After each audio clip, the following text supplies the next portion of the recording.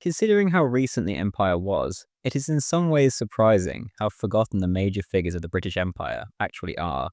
Who today can truly say they know all that much about Robert Clive, David Livingstone, or even Lord Nelson? What can Canadians truly say of the life of Isaac Brock? What about Australians and Captain Cook? All has given way to Winston Churchill and Adolf Hitler. My channel, rather by compulsion in order to fix this warped view of history, has also fallen victim to this phenomenon. One name, however, stands above this trend simply due to the sheer impact he had on the history of so many nations, although still little is actually known about the man except his name and his ambition. In a half or two-thirds of a normal lifetime, Cecil Rhodes had accomplished far more than most other empire builders, corporate tycoons, and political giants of the 19th century combined. He had made a fortune, carved out countries, and governed an old colony and two new ones. Even the mention of his name in some regions of the world, or in university campuses, is enough to send leftists and many minorities into a seething rage, although they aren't quite sure why. So what's the big deal? What is everybody so upset about? Let's find out. This is the complete life of Cecil Rhodes. A couple things before we begin though. First of all, a quick disclaimer. This video is in no way, shape, or form political, and is purely a work of history. When it comes to South African history, there is obviously a lot of racial themes involved, and so I can only urge you not to overthink it, and simply to take this video for what it is. Be normal. Thank you. Secondly, this is where I would normally promote my Patreon, but I was recently banned for no reason. Up until now, Patreon was usually my main source of income, and so initially this was quite the predicament for me. Thanks to a huge outpouring of support from you guys, though, the situation is now much more manageable, as so many of you have made the switch over to Subscribestar or YouTube memberships. So, if you were a Patreon, or ever did consider signing up, then please do consider clicking one of the links in the description. It's the entire reason I'm able to do what I do, and I can't really put into words how grateful I am. Even the lowest tier helps immensely. Thank you.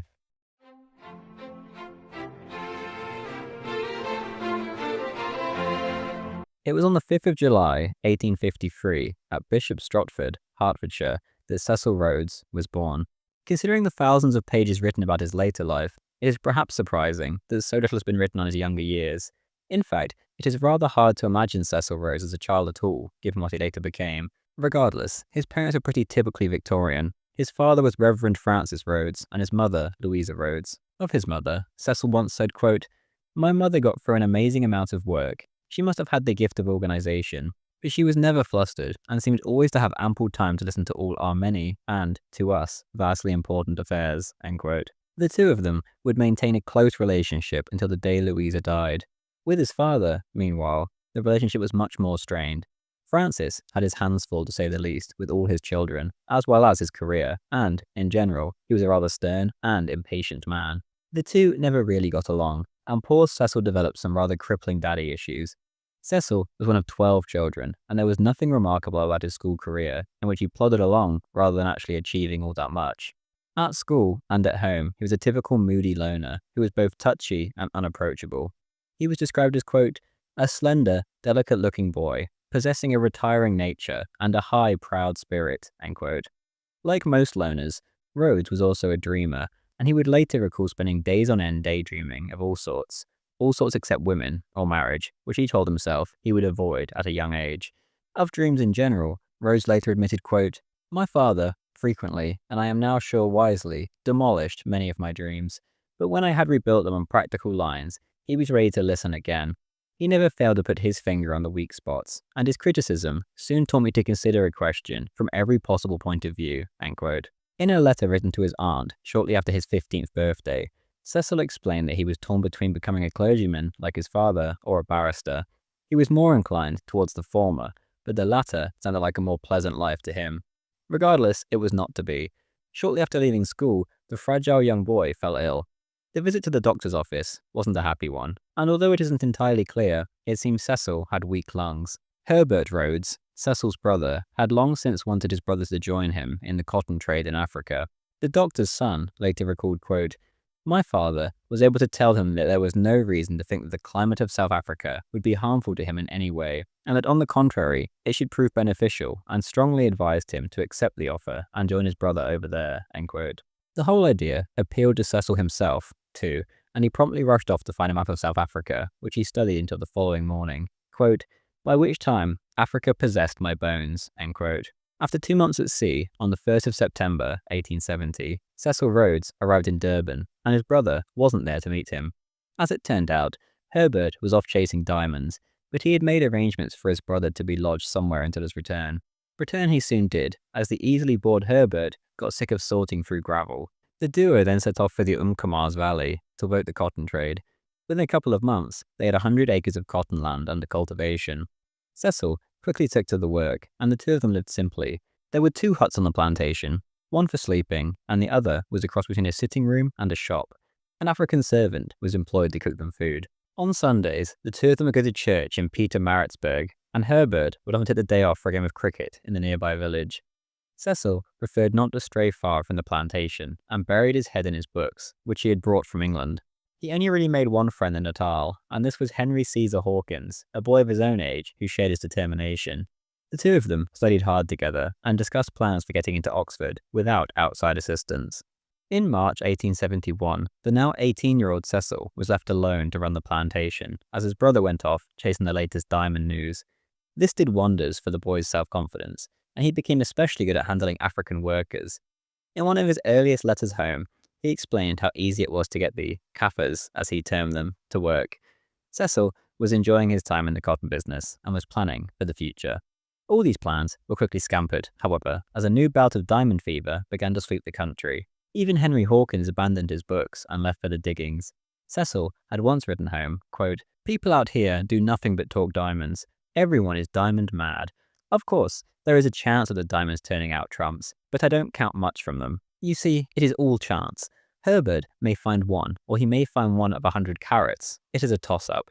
But cotton, the more you see of it, the more I am sure it is a reality. Not a fortune, and not attainable by everyone, but still, to one who has a good bit of land, money to start it properly, a fair road, and, above all, a good name among the Kaffirs, a very pleasant income." End quote.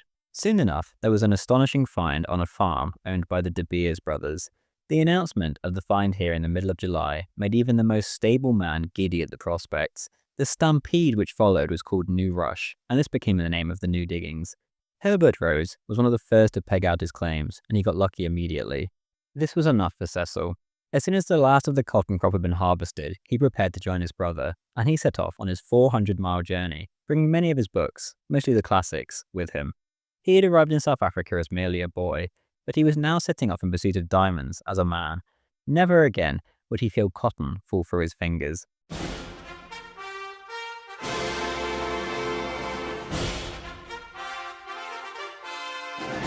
By the time Cecil arrived in New Rush, it was a disorganized mess. The streets, they said, simply followed the course of the wheelbarrows. All town planning had gone out the window. Most of the town was just tents, but there were a few shacks that resembled actual structures, which served as hotels, billiard rooms, and storage houses. A contemporary wrote of New Rush, quote, "What a busy scene of life presented itself to you. There were hundreds of diggers, in every kind of garb. There were faces of every conceivable caste and colour of the human race. The Kaffir, the Englishman, the Hottentot and the Dutchman, the Fingo and the German, the Yankee and the Swede, the Frenchman and the Turk, the Norwegian and the natives, the Russian and the Greek. In fact, a smattering of people from every nation on the face of the earth, digging, sifting and sorting from morning till night, day after day, month after month, until they have obtained what they consider sufficient." End quote. New Rush was later to be called the Kimberley Mine, whereas the nearby Old Rush was the De Beers Mine. Cecil, as he did with cotton, immediately threw himself into his new line of work. Few men at New Rush were as busy as Cecil, and he soon became even busier as his brother left for England. This left the 18-year-old Cecil alone in sole charge of 3 diamond claims, estimated to be worth around £5,000. The native labour required for this work was notoriously unreliable. Many natives, as soon as they were given a gun or anything else of value, they would simply set off back home and abandon their work. Cecil, however, didn't mind stripping off his shirt and getting down to work in the mines himself in such situations. This was obviously far from healthy for such a sickly man, and he also ended up breaking his little finger, which never properly set again. The whites were rather distasteful too, and Rhodes kept himself aloof from this bunch of shady characters. One contemporary from these days described Cecil, quote, "A tall, gaunt youth, roughly dressed, coated with dust, sitting moodily on a bucket, deaf to the chatter and rattle about him, his blue eyes fixed intently on his work or on some fabric of his brain, end quote. Cecil kept himself away from women, too. Louis Cohen later remarked, quote, I do not believe if a flock of the most adorable women passed through the street, he would go across the road to see them. It is a fact that Rhodes was never seen to give the glad eye to a barmaid or tripping beauty, however succulent, end quote. Through overwork, Cecil quickly fell ill and suffered his first recorded heart attack. It was decided to take a few months' break, and the diamond claims were left in the hands of his trusted partners. Herbert had now since returned, and the two of them set off north. The trip was not only a convalescent one, however, as rumours of gold finds were beginning to drift in from the Transvaal. In the end, Cecil's health did improve, and he acquired his first property in the form of a 3,000-acre farm. In terms of gold, though, the trip was a disappointment. Soon enough, Herbert was off again, and began a 6-year-long series of wanderings, which ended in a ghastly accident as he was burnt to death in his hut in Nyasaland. At the end of July 1873, Rhodes set off for England, once again leaving the diamond claims in the hands of his much-trusted friend, Charles Rudd. At 20 years old, Cecil was at last going to Oxford, as he had always wanted to. Of the Rhodes-Rudd partnership, Robert Rotberg writes in his biography of Cecil, quote, together they exerted a synergistic force greater than the mere sum of their efforts. Rhodes had ideas, enthusiasm, drive, and persistence. Rudd was steady and sure, a reliable executor of their money-making schemes, and, much later, a cautious steward of their growing wealth. Rhodes is often presumed to be the architect of their grand design, but the foundation stones may well have been put into place by Rudd, end quote.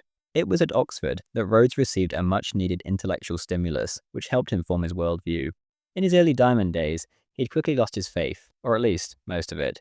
If there were a god, he began to reason, then what was the most elevated ideal towards which he could strive? Surely it could not be money for money's sake, he thought, and so the answer was a kind of social trinity: justice, liberty, and peace. Journalist W.T. Stead said, quote, Mr. Rhodes had no hesitation in arriving at the conclusion that the English race, the English-speaking man, whether British, American, Australian, or South African, is the type of race that does now, and is likely to continue to do in the future, the most practical, effective work to establish justice, to promote liberty, and to ensure peace over the widest possible area of the planet, end quote. His mission in life was decided. The Pax Romana was long since dead. It was time for Pax Britannica. The more of the world that were painted imperial red and civilized by the Anglo-Saxon race, the better, Cecil thought. A great inspiration for Rhodes was John Ruskin, who had once remarked, quote, there is a destiny now possible to us, the highest ever set before a nation to be accepted or refused. Will you, youths of England, make your country again a royal throne of kings, a sceptred isle for all the world a source of light, a centre of peace, a mistress of learning and of the arts, faithful guardian of time-tried principles? This is what England must either do or perish. She must found colonies as fast and as far as she is able, formed of her most energetic and worthiest men, seizing every piece of fruitful waste ground she can set her feet on, and there teaching those of her colonists that the chief virtue is to be fidelity to their country, and their first aim is to advance the power of England by land and sea. If we can get men for little pay to cast themselves against the cannon mouths for England, we may find men who will plough and sow for her, and will bring up their children to love her, end quote. For several generations of young British men, such a romantic call was irresistible. Cecil Rhodes was no exception. This time around, however, Rhodes would only remain at Oxford for one term. On the 1st of November, 1873, his mother died and his own health was taking a dive. By early 1874, he was already back at the diggings. It was now that Rhodes's enterprise really began to snowball. Slowly, but surely, he was becoming a major player in the area, and not without the odd bit of controversy, such as when he was accused of bribery, but got off. Only in 1876 did Rhodes return to Oxford, and, once again, Rudd was left to keep expanding their operations. He wrote to Charles, quote, by all means, try and spare me for 2 years. You will find I shall be twice as good a speculator, with the profession at my back, end quote. He did indeed end up being gone for the best part of the next 2 years, and his worldview continued to develop. On the 2nd of June, 1877, the same day that he was inducted into the Masonic Order, he wrote, quote, it often strikes a man to inquire what is the chief good in life. To one, the thought comes that it is a happy marriage, to another great wealth, to a third, travel, and so on, as each seizes the idea, for that he more or less works for the rest of his existence. To myself, thinking over the same question, The wish came to render myself useful to my country, end quote. Rhodes seems to have become a Mason purely for networking purposes. He derided the devotion by a large body of men, quote, to what at times appear the most ridiculous and absurd rites, without an object and without an end, end quote. When Rhodes returned on the 7th of August 1877, he found a new world of opportunity awaiting him. The previous restrictions on Kimberley claims had been abandoned. The limit had previously been 10. Now those who had the capital were free to buy claims as they wished. The day of the small-time diggers was drawing to an end, and the future now belonged to the capitalists. Rhodes and Rudd, of course, were amongst the first to take advantage of this new free-for-all. At the height of this scramble, there was a chance to buy the entire De Beers mine for £6,000. Rhodes was forced to decline, however, as he simply couldn't afford it. Importantly at this time, Rhodes was deeply troubled by his own mortality after having suffered yet another heart attack. For this reason, he had a bizarre will and testament written up. The executor was the colonial secretary, Lord Carnarvon, who, in the event of Rhodes's death, was to use Rhodes's as yet unmade fortune to pursue the following quest. Quote, the establishment, promotion, and development of a secret society, the true aim and object whereof shall be the extension of British rule throughout the world. The colonization by British subjects of all land where the means of livelihood are available by energy, labour, and enterprise, and especially the occupation by British settlers of the entire continent of Africa, the Holy Land, the valley of the Euphrates, the islands of Cyprus and Candia, the whole of South America, the islands of the Pacific not hitherto possessed by Great Britain, the whole of the Malay archipelago, the seaboard of China and Japan, the ultimate recovery of the United States of America as an integral part of the British Empire, the consolidation of the whole empire, the inauguration of a system of colonial representation in the imperial parliament, which may tend to weld together disjointed members of the empire, and finally, the foundation of so great a power as to hereafter render wars impossible and promote the best interest of humanity, end quote. For this to ever take place, he needed that fortune, and so he and Rudd carried on building. By the beginning of 1880, the Rhodes-Rudd partnership was well established in the old De Beers mine, and on the 1st of April, they announced the formation of the De Beers Mining Company. There were other mining interests too. By the end of 1880, Rhodes was a director of the Lillenstein Mining Company. In January 1881, he became the director of the Kimberley Tramways Company, and his name appeared as a director of the International Diamond Mining Company. He and Rudd were also directors of the Kimberley Coal Mining Company.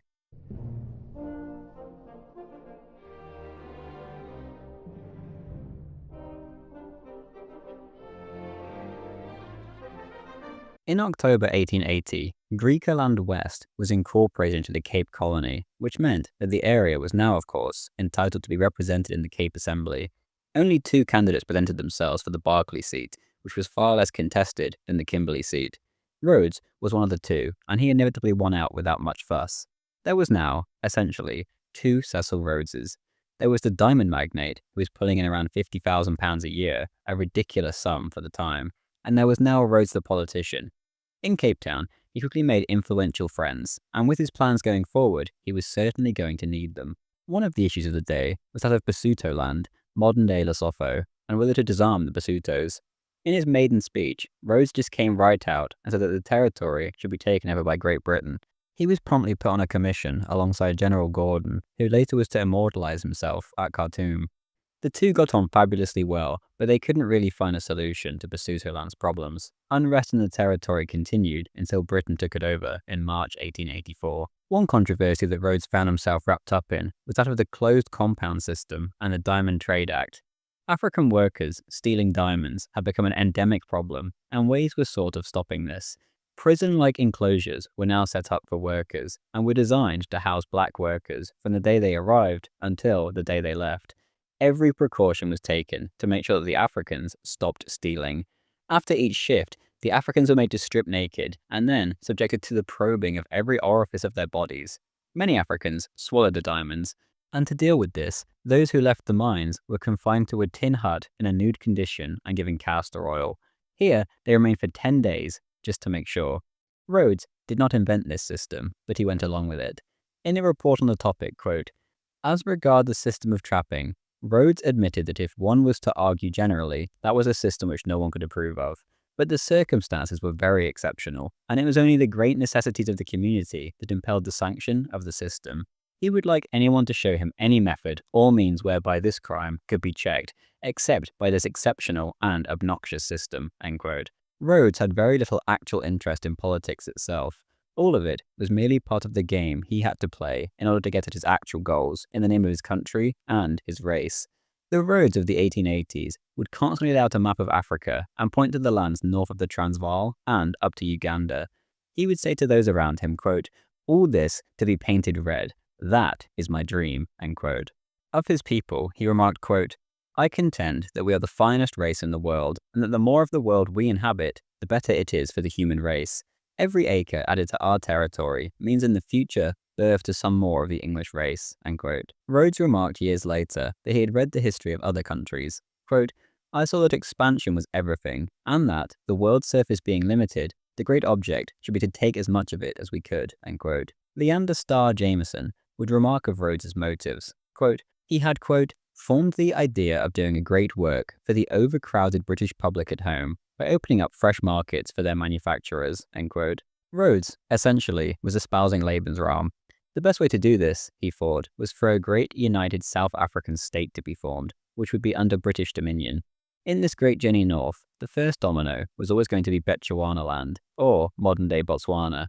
Rhodes immediately set his sights there. Quote, "I look upon this Bechuanaland territory as the Suez Canal of the trade of this country, the key of its road to the interior." End quote. Early on, Rhodes appealed for its incorporation into the empire, and he quite rightly suggested that if the Boers beat them to it, then some serious limits would be set on the future of the Cape. If this happened, then Britain would not be able to, quote, "spread its civilization over the interior." End quote. Quote, "I solemnly warn this House that if it departs from the control of the interior, we shall fall from the position of the paramount state in South Africa, which is our right in every scheme of federal union in the future, to that of a minor state." End quote. As if to announce his own future, Rhodes continued, quote, "The natives are bound gradually to come under the control of the Europeans. I feel that it is the duty of this colony, when, as it were, her younger and more fiery sons go out and take land, to follow in their steps with civilized government." End quote. On the 19th of March, 1884, the position of Treasurer of the Cape had opened up, and Thomas Canlan, the Prime Minister, offered it to Rhodes. The sky now, it seemed, might well be the limit. The opportunities were boundless. This, however, came to nothing. The Prime Minister resigned a few weeks later, and Rhodes lost his position. His next appointment, however, was an even better one. Cecil was to be appointed as Deputy Commissioner in Bechuanaland. The Boers had already set up two small republics here in 82 and 83. These were Stellaland and Goshen. In Stellaland, Rhodes met with Adrian de la Rey. Rhodes would recall of their meeting, quote, "I shall never forget our meeting. When I spoke to de la Rey, his answer was, 'Blood must flow,' to which I remember making the retort, 'Well, give me my breakfast, and then we can talk about blood.'" End quote.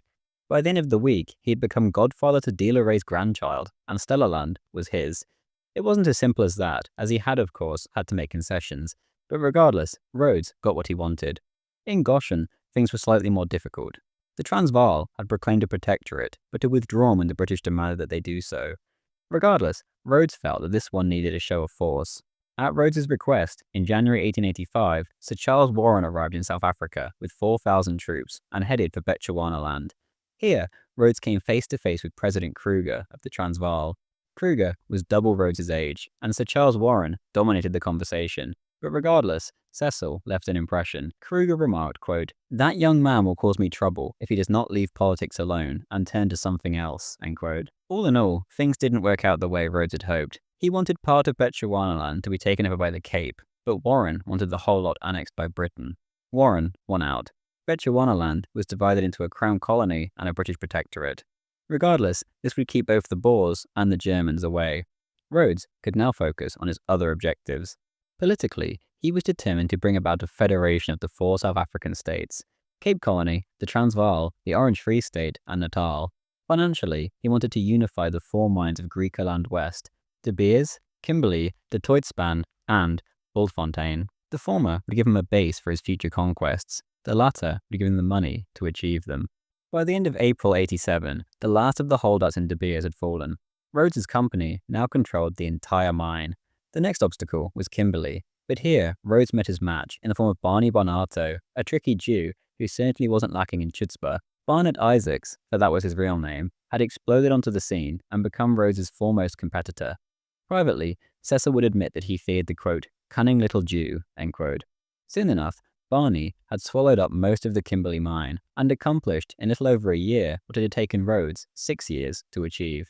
Whilst Barnato celebrated lavishly at the mine, Rhodes dashed off for England to try to steal the French company, the last company in Barney's way, from under his nose.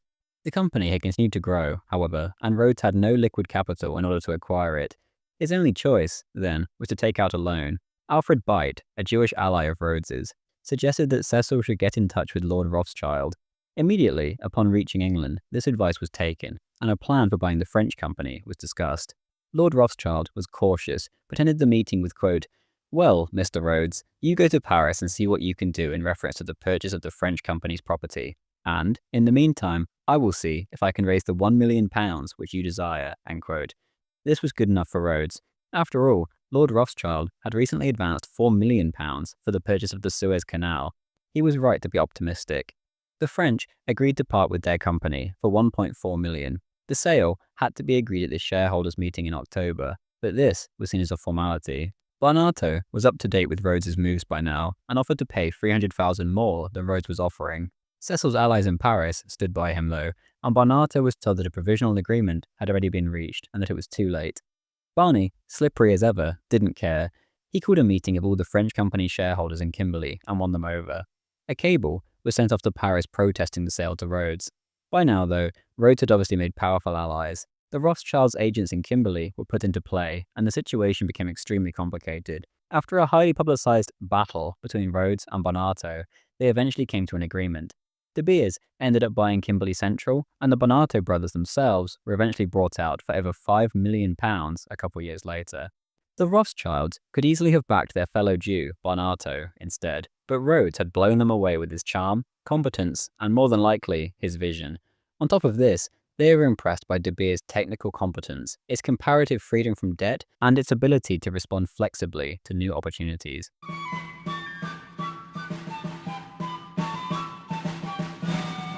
Rhodes had long had his eye on the north, and he had, of course, already helped to secure Bechuanaland for the empire, which was a gigantic first step. The next step would be the lands of Lobengula, king of the Matabele tribe, and overlord of his vassals, most prominently the Mashona to his east. Others, however, had the same idea, and this sprung Rhodes into action. In 1887, the Portuguese boldly issued a map which showed Lobengula's territory as a Portuguese possession. To the south, it was whispered that the Boers were about to proclaim a protectorate over the area, and to the west, the Germans weren't keeping their interest a secret either. The scramble for Africa had well and truly begun, and if the British, or rather Rhodes, didn't act now, then the region would never be painted imperial red. Cecil dashed off to Grahamstown in the Eastern Cape and burst into the office of Sir Hercules Robinson, the British High Commissioner. Rhodes demanded that the British beat the Transvaal to the punch and proclaim a protectorate over Lobengula's territory. Sir Hercules, however, was hesitant and unsure of how he would explain such a thing to the British government. Rhodes was not one to give up on something he had put his mind to, however, and he managed to drag a concession out of Sir Hercules. The British could not annex the territory or proclaim a protectorate just yet, but they could get an option on it. A dispatch was sent to Matabele land asking Lobengula not to enter into any treaty with a foreign power or part with any land without the sanction of the British High Commissioner. Lobengula agreed with the request. On the 11th of February, 1888, a treaty of peace and unity was signed between Lobengula and Victoria, the Great White Queen, in Lobengula's capital of Bulawayo. This was obviously far from perfect, but it was something, and it gave Rhodes the breathing space he needed to cook up one of his schemes. The Transvaal had been warned off, but now he had the concession hunters to deal with, and so his main objective became gaining mining concessions from the king. A month later, Rhodes' amalgamation with Barnato's Central Company was finally finalized. After arguing throughout the night, Rhodes got his way. He simply had to get things sorted so he could set about this whole Matabele business. Barney admitted defeat in the early morning. Quote, some people have a fancy for this thing and some for that. You have a fancy for making an empire. Well, I suppose I must give it to you, end quote. There, in a sparsely furnished Kimberley cottage, the future of not only the diamond industry, but of an entire continent was decided. The new amalgamation concern was called De Beers Consolidated Mines. Later, Barnato would recall, quote, when you have been with him half an hour, You not only agree with him, but come to believe you have always held his opinion.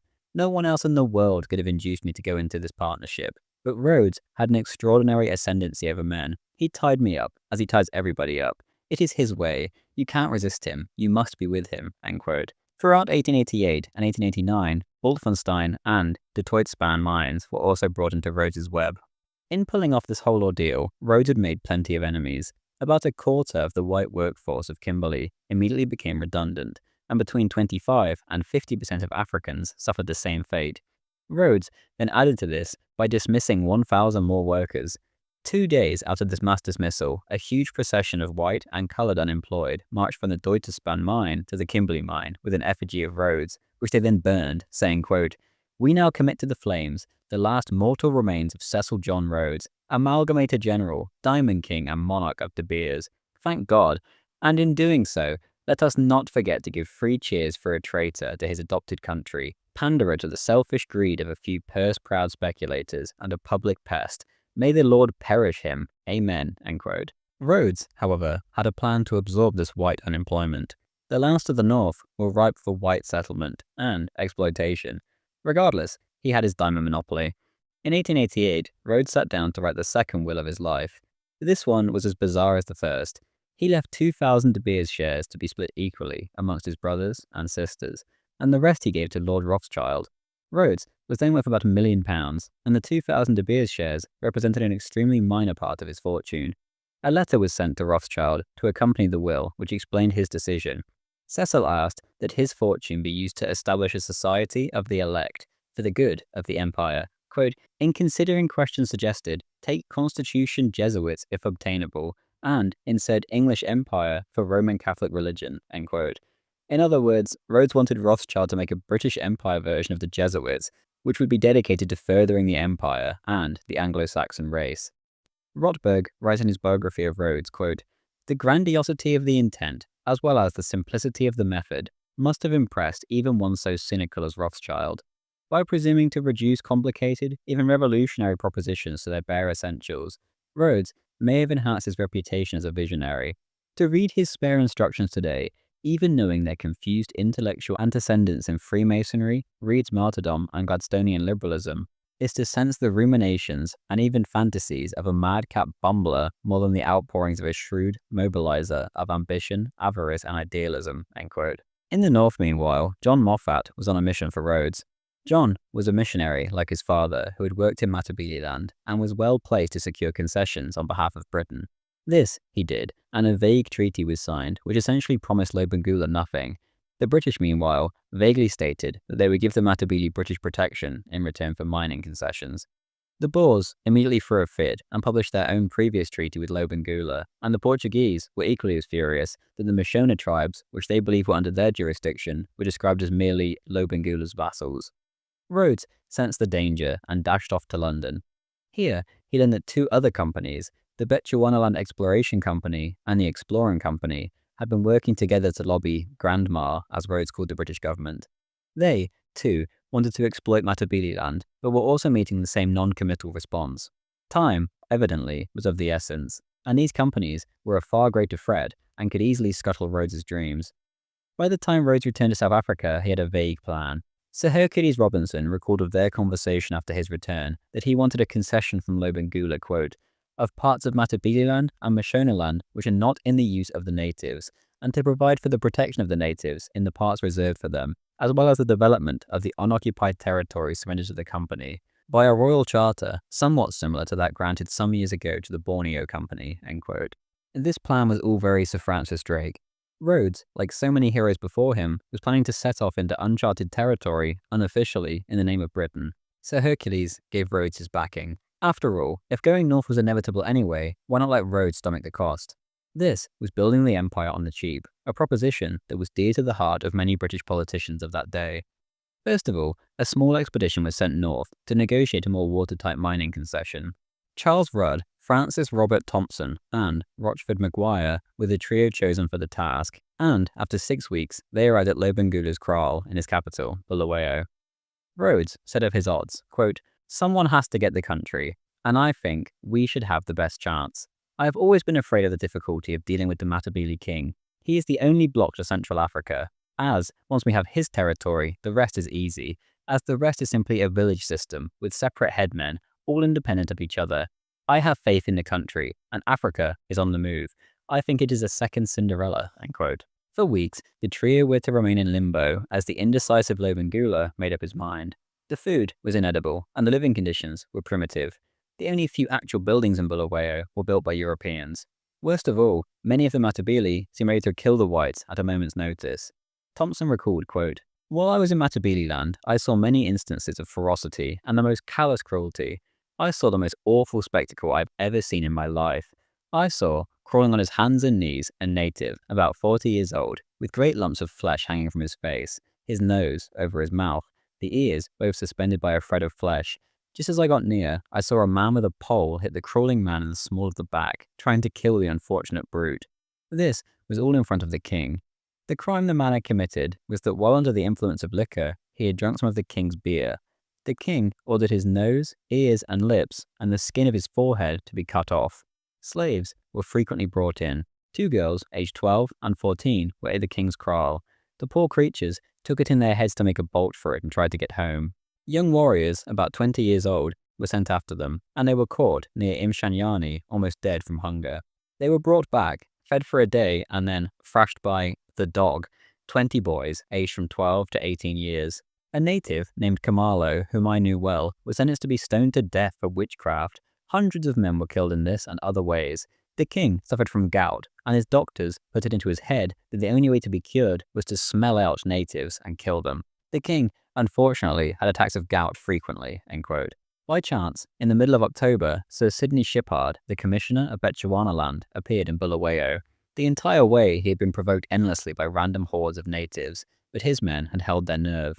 The king, time after time, had to tell his restive impis that under no circumstances could they attack the whites. Their solution to this was to attempt to provoke the whites first. Thankfully, the whites' impulse control held, and no such incident occurred. Regardless, Shippard's appearance proved immensely helpful, and soon enough, Lobengula was ready to talk. Shippard's attitude to the Matabele was hardly a secret. Of them he said, quote, "I must confess that it would offer me sincere and lasting satisfaction if I could see the Matabele cut down by our rifles and machine guns like a cornfield by a reaping machine. The cup of their iniquities must surely be full, or nearly full by now." End quote. On the 30th of October, Lobengula, who could neither read nor write, signed his kingdom away. Rhodes was handed over, quote, "the complete and exclusive charge over all metals and minerals situated and contained in my kingdom's principalities and dominions, together with full power to do all things that they may deem necessary to win and procure the same, and to hold, collect, and enjoy the profits and revenue from metals and minerals." End quote. In return, the king was to be paid £100 per month, and he was to be supplied with 1,000 Martini Henry rifles and 100,000 cartridges. He was also promised an armed steamboat on the Zambezi, but this was never delivered. Brian Roberts writes in Cecil, Rhodes, Flawed Colossus, quote, "It was to prove an even greater turning point in the life of Lobengula. That the king appreciated the significance of the document he signed is extremely doubtful. Charles Helm explained to him the wording of the concession, but he could never have spelt out its implications. As far as can be judged, Lobengula was under the impression that the white man would dig their holes, extract their gold, and that he would be left undisturbed. An end would be put to the constant stream of petitioners to his kraal, and he would be free to rule his subjects, as he had always done. He is even reported to have expressed the wish that not more than 10 men would come and dig as a result of the concession. How wrong he was, but he realized his mistake too late." End quote.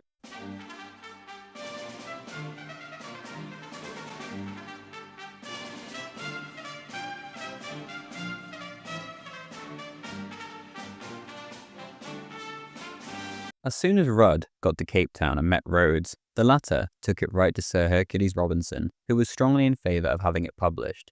Rhodes, however, considered certain conditions not fit for public consumption. Rhodes was essentially arming a tyrannical savage king with 1,000 rifles. To many, this quite rightly would have been seen as a direct threat to white supremacy in South Africa. To avert political chaos, Rudd cooked up a discreetly worded version of the concession, and with the approval of Rhodes and Robinson, he had it published in the Cape Press. On the 24th of November, 1888, there was no mention of the rifles. In general, Rhodes was absolutely jubilant. He exclaimed, quote, "Our concession is so gigantic, it is like giving a man the whole of Australia," end quote. Cecil now had one task and one task only, and that was to achieve a royal charter. His enemies, meanwhile, rushed to Bulawayo with the newspaper clippings and began to try and convince Lobengula that he had been deceived. He had just given away his whole country for nothing, they told him. The mineral concessions were merely a pretext. This left Thompson, who was still in Bulawayo, in an extremely precarious situation. Rhodes's rivals in Bulawayo convinced Lobengula to send 2 emissaries to meet the Queen in London. There, they could find out who she was really sending on behalf of her. Off they went, and they were to be gone for nearly a year. Back in London, however, George Causton and Lord Gifford were having second thoughts since failing to get any government backing for their own enterprise. In January 1889, a telegraph was sent off to Rhodes suggesting an amalgamation, a language Rhodes definitely understood. Lieutenant Maund, the agent of Causton and Gifford who was joining the natives, was swiftly converted from an adversary to an ally. He was allowed to leave Cape Town with the 2 natives. Now they would be used to help Rhodes's cause, not hinder it. Rhodes, too, sailed for England shortly after the other trio set off. Upon arrival, the Africans were given the usual festivities given to African dignitaries and were taken to see the Queen. There was to be no meeting, only an exchange of pleasantries and gifts. Rhodes had beaten Lobengula to the punch. To get his royal charter, meanwhile, Rhodes set off about London trying to convince anyone with influence via whatever means necessary. At this time, Rhodes was a rather unknown figure in Britain. Lord Salisbury, the PM, referred to him as, quote, rather a pro-Boer MP in South Africa, end quote. Joseph Chamberlain, meanwhile, was convinced that he was an anti-imperialist and referred to him as an Afrikaner. Regardless, Rhodes knew what he wanted, and he knew how to get it. Salisbury hinted that the public would feel more reassured if the new company had men of social standing amongst its directors, and so Rhodes took the hint and found just such people in the form of 2 dukes and the heir to an earldom. On the 29th of October, 1889, the charter was signed by Queen Victoria. In most regards, Rhodes got what he wanted with the British South Africa Company, as it was called. He had tried to have Bechuanaland placed within its grasp, but failed. Other than this, though, Rhodes was given free rein to the north with no fixed boundary. The BSAC had been given a free hand to the heart of Africa. Rhodes was free to form a police force, enter into treaties, acquire further concessions, and exercise, quote, powers necessary for the purpose of government and the preservation of public order in or for the protection, end quote, of the territories they controlled.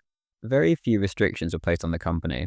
They were to abolish the slave trade, limit the sale of liquor to Africans, respect local customs, and refrain from interfering with indigenous religion, quote, except so far as may be necessary in the interests of humanity, end quote. For now, however, Lobengula had to be given his guns so that he wouldn't have any more sudden changes of heart. This was, of course, a matter that had to be handled with the utmost discretion.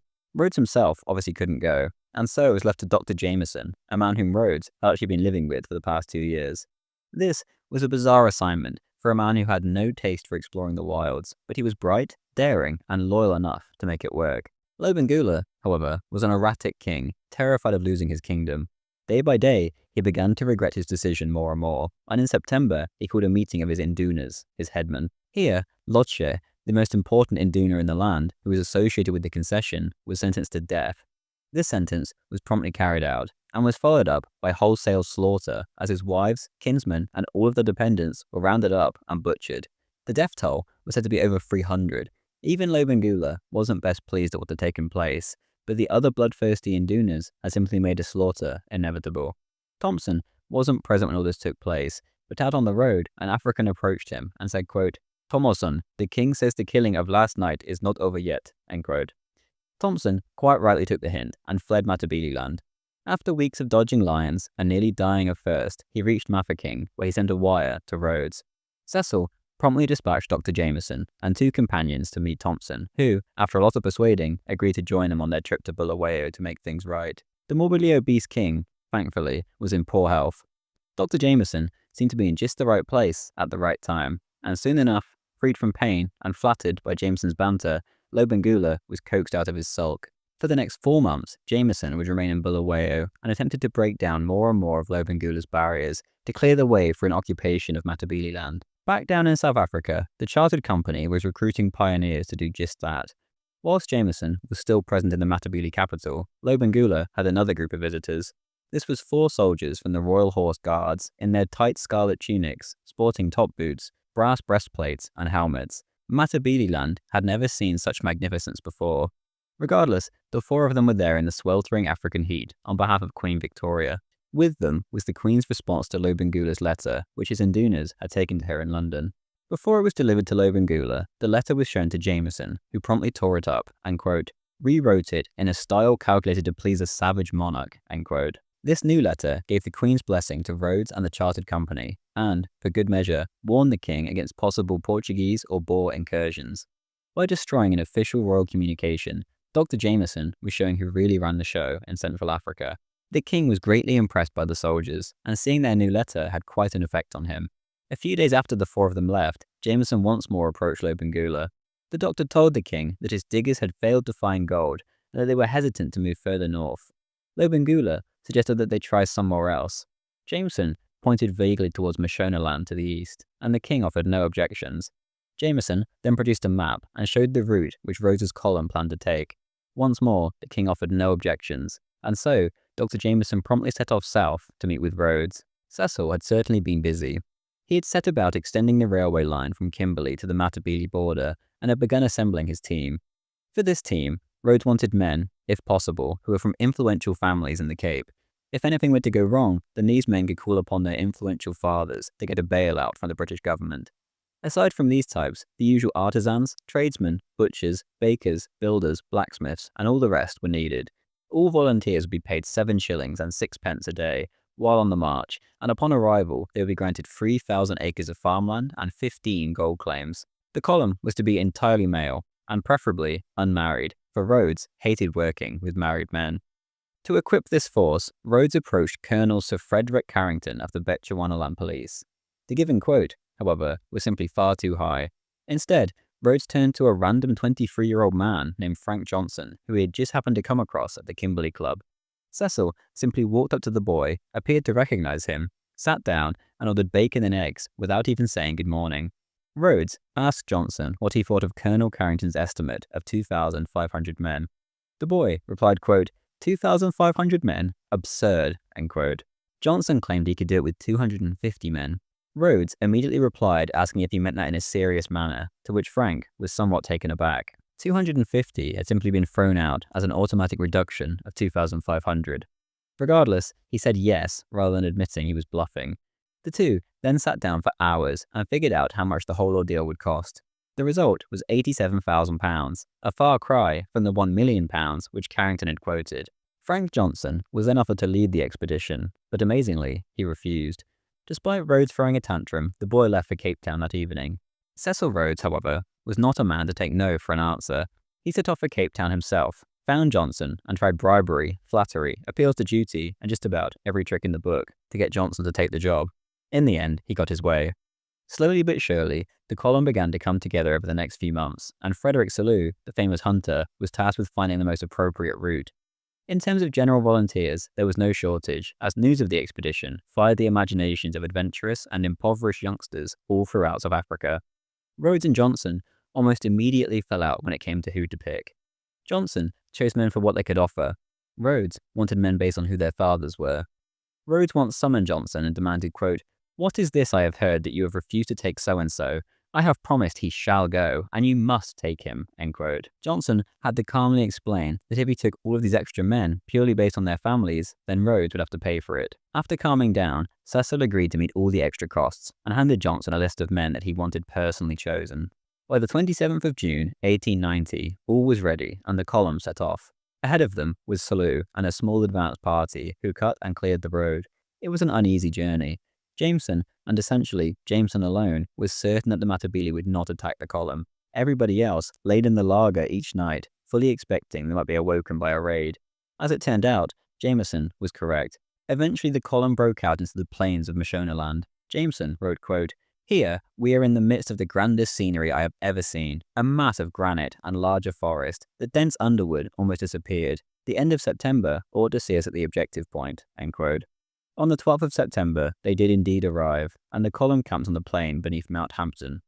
At 10 a.m. the following morning, the men were paraded in full dress, the Union Jack was raised, prayers were offered, and a 21-gun salute was fired. The country was then casually annexed, and the company gave 3 cheers for the Queen. The name chosen for this new settlement was Fort Salisbury. named of course after Lord Salisbury, the Prime Minister. An express letter was sent to Rhodes, who later recalled, quote, "When at last I found they were through to Fort Salisbury, I do not think there was a happier man in the country than myself." End quote.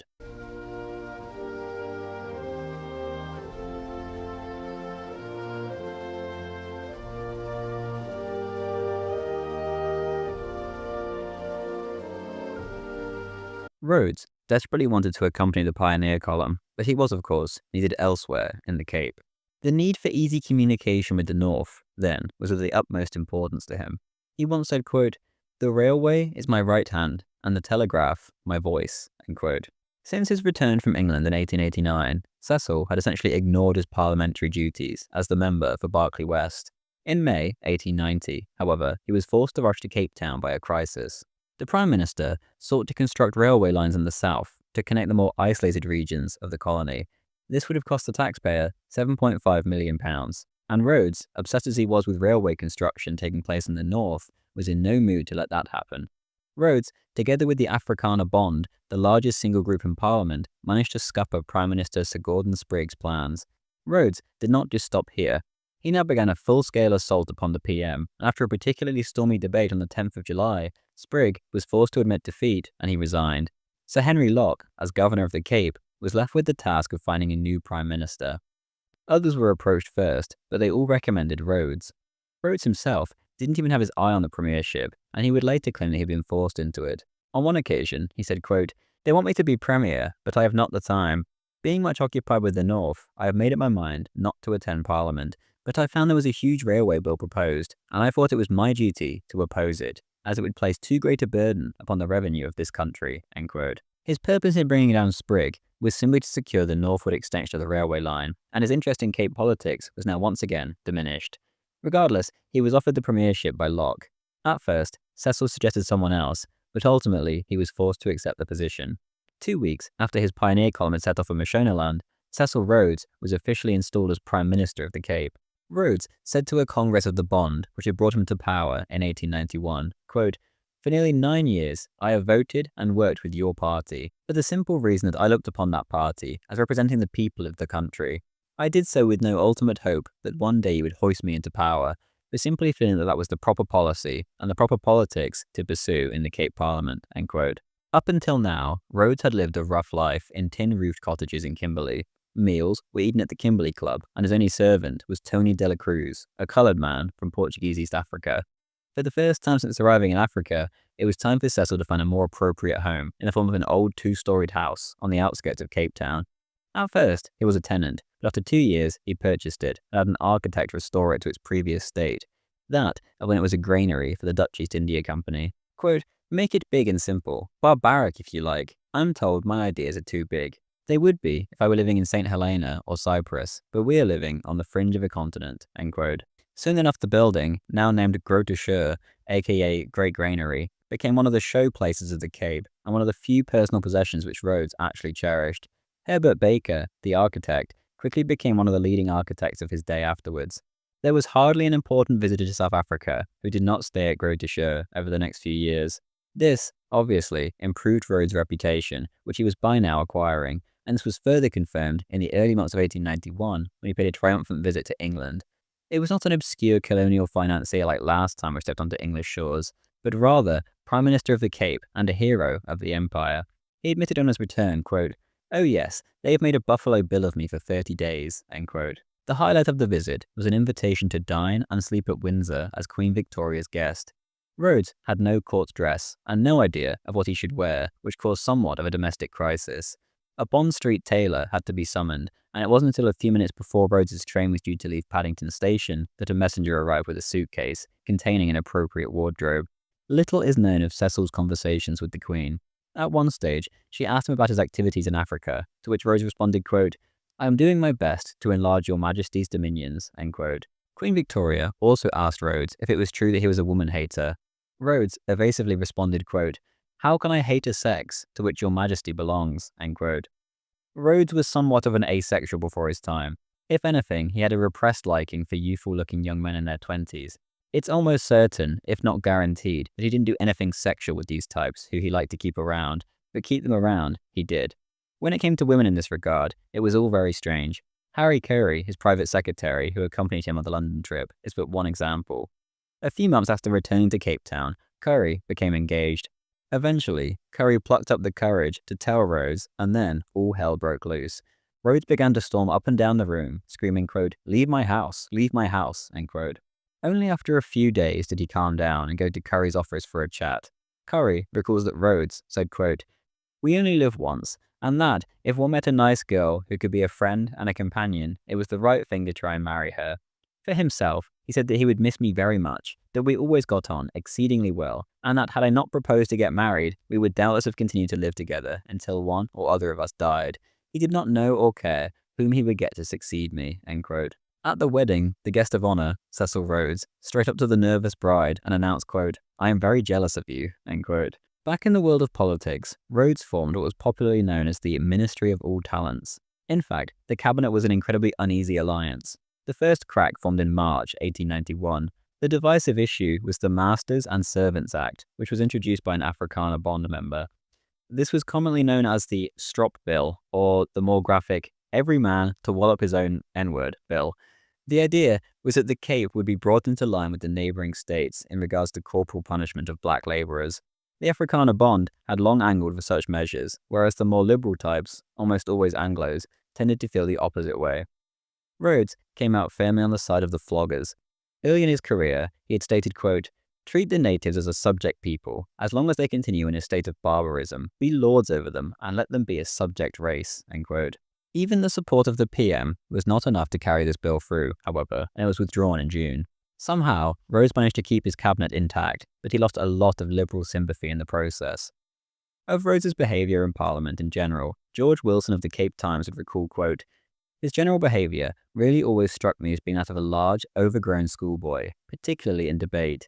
He would spring to his feet, deliver a sudden and unexpected attack on some honourable member opposite, and then sit down again on his hands and bounce up and down for some seconds, as if he was saying, there's one for you, old boy, chuckling enormously as he did so. Another favourite attitude of his was to extend at full length on the Prime Minister's bench and apparently go to sleep. At any critical moment, however, he would open one eye and look searchingly at whoever might be attacking him, end quote. By allying himself with the Afrikaner bond, Rhodes proved much more able to work with the Boer republics than his predecessors. He had little difficulty, for example, in arranging with the Orange Free State for an extension of the railway to the Transvaal border. Continuing the line through President Paul Kruger's lands in the Transvaal, however, proved much harder. Kruger was extremely reluctant to fall in with Rhodes's plans for a South African customs and railway union, and instead sought to secure his country's independence by going east via Portuguese East Africa. Another issue when it came to a united South Africa was the lack of a common native policy. In this regard, the Cape was the odd man out. In the Boer republics and Natal, voting was restricted to white adult males. In the Cape, however, any man could vote so long as he owned property valued at £25 or earned over £50 a year. Rhodes, together with the bond, no doubt sought to reform the Cape's voting policy to be more in line with the other republics. This, too, caught another crisis. Rhodes did not seek to deprive coloured citizens of the vote, but he instead sought to raise the voting qualifications. In the end, a compromise was reached. The property qualifications were raised from £25 to £75, and an elementary literacy test was introduced in which voters had to be able to write their name, address, and occupation. Thanks to this reform, 3,348 coloured citizens were disenfranchised within a year, whereas the number of white voters increased by 4,506. This didn't quite bring the Cape into line with her more racially conscious neighbours, but it was certainly a move in that direction. It was not a racial issue in the end that brought down Rhodes's first ministry, but rather what became known as the Logan scandal. This wasn't particularly Rhodes's fault, but it caught him unawares. The day before Rhodes and James Sievewright sailed for England in October 1892, Sievewright awarded a 15 or more year monopoly contract on railway catering and refreshment rooms. This was done without all of the customary procedures, and the recipient was James Logan, an intimate friend and fellow Scot. Rhodes didn't seem to realise the seriousness of the backlash while he was in London. He didn't get back until March 1893 and travelled via Egypt and the east coast of Africa en route. Sievewright returned on the 24th of April, and demands were made for an explanation. If this wasn't delivered, 3 important cabinet members said, then they would resign. Rhodes was left in a very tricky position and sought advice from Jan Hofmeyr, the bond leader, who simply told him to resign and form a new ministry. This was done, and there was a new election in 1894. Rhodes and his supporters won 2/3 of the parliamentary seats. Whilst Rhodes had been busy in Parliament, the company itself had, of course, been busy. North of the Zambezi, so modern-day Zambia, had now since fallen into the company's lap. With the help of Francois Collard, a French Protestant missionary, Lewanika, king of the Lozi people, had been persuaded to accept a British protectorate, and he granted the company mineral rights in the form of the Lochner concession, which was far further reaching than the Rudd concession, which Lobengula had signed. Rhodes had no plans for large-scale white settlement like he had south of the Zambezi in what was to become southern Rhodesia. In what was to become northern Rhodesia, the company had an exclusive monopoly to find and mine precious metals. Settlement was essentially limited to whatever was required for the task. In return, Lewanika was paid £2,000 a year, and the company pledged to defend his people from attack. On top of this, the company was to assist in the efforts of Christian missions, help build schools, foster trade, and arrange a postal and telegraph service. Essentially, Lewanika had parted with his nation's minerals for £2,000 a year and civilization itself being brought to his lands. Of the company's lands above the Zambezi, Rotberg writes, quote, "What neither Collard nor Lewanika nor even Lochner could have anticipated nor altered was Rhodes's and therefore the company's profound disinterest in this part of Trans-Zambesia.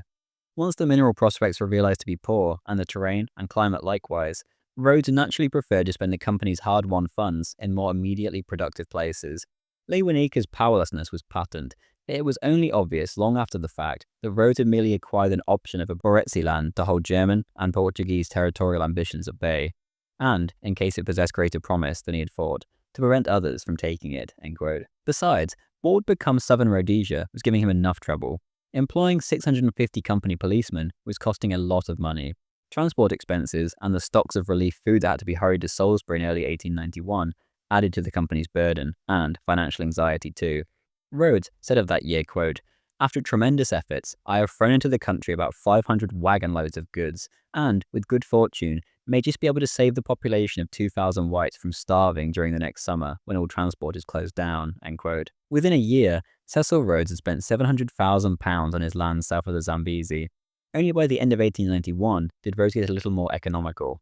Police numbers were slashed to 100, and a force of local volunteers was raised instead.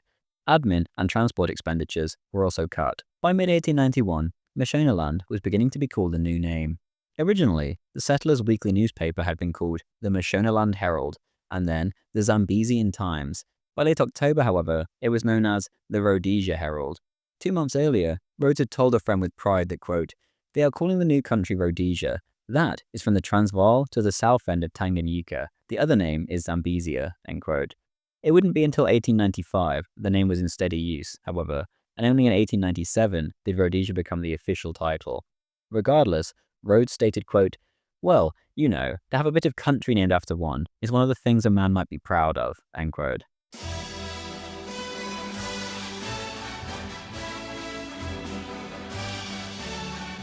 The man chosen to administer Mashonaland was Dr. Jameson, and he proved to be incredibly popular with the pioneers. Frederick Selous said of the man, quote, "Dr. Jameson has endeared himself to all classes of the community by his tact and good temper, and has managed all the diverse details connected with the administration of a new country with the correctness of judgment which amounts to nothing less than genius, and genius of a most rare and versatile order. He was the man for the position." End quote. This praise was perhaps a little excessive, but regardless, he was indeed well liked. Jameson was totally inexperienced, hot-headed, and far too easily swayed to be the ideal candidate.